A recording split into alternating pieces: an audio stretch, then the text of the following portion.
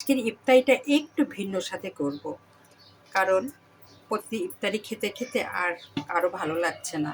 সবাই চাচ্ছে একটু ব্যতিক্রম, আমিও তো একটু ব্যতিক্রম করছি। আমার ছেলে বলছে 3:30টার দিকে, ও আমাকে বলছে, মা আজকে ইফতারি খিচুড়ি করো, কারণ গরুর মাংস আছে, খিচুড়িটি খেতে ভালোই লাগে। কিন্তু খিচুড়িটা আমার সাহেবের একবারে অপছন্দ।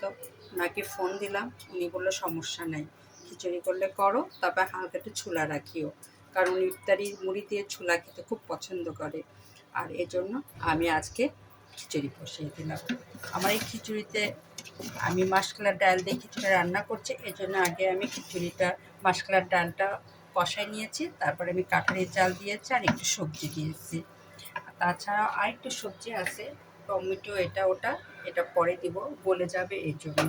আর আপাতত যেগুলা সমস্যা সেগুলো আগেই চালের সঙ্গে কষাচ্ছি। আর এই জন্য আজকে আমাদের ইফতারে একটু ব্যতিক্রম।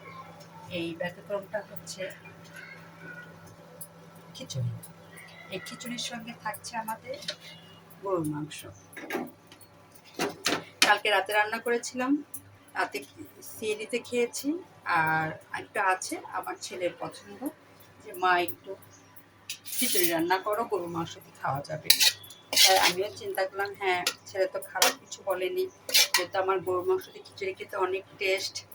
আর প্রতিদিনে আমাদের ইফতারি করা হচ্ছে এই ভাজা পোড়া দিয়ে, আজকে একটু অন্যরকম করি। আর এই কারণে আমি আজকে আয়োজন করলাম ছেলের কথা মতো খিচুড়ি, গরুর মাংস, তার সঙ্গে একটু শুটকি ভর্তা করেছি। এই দেখুন, এই শুটকি ভর্তার সঙ্গে আর থাকবে এটা আমার ছেলের খুব পছন্দ।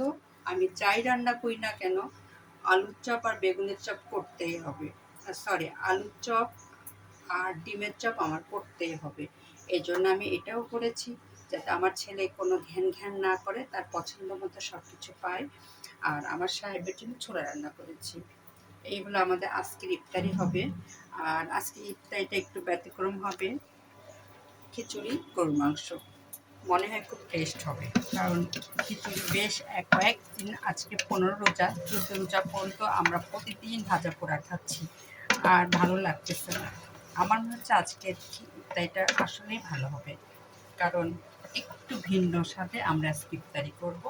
সেটা খিচুড়ি, গরুর মাংস, শুটকি ভর্তা, ছোলা থাকবে, ডিমের চপ, আলুর চপ, তার সঙ্গে থাকবে শরবত। ফল তো একটু থাকবেই, এটা তার দেখানোর দরকার নেই, যেহেতু রোজা মানে ইফতারি মানে ফল, আদার্স ফল থাকবে। এই হলো আজকে আমার ইফতারি।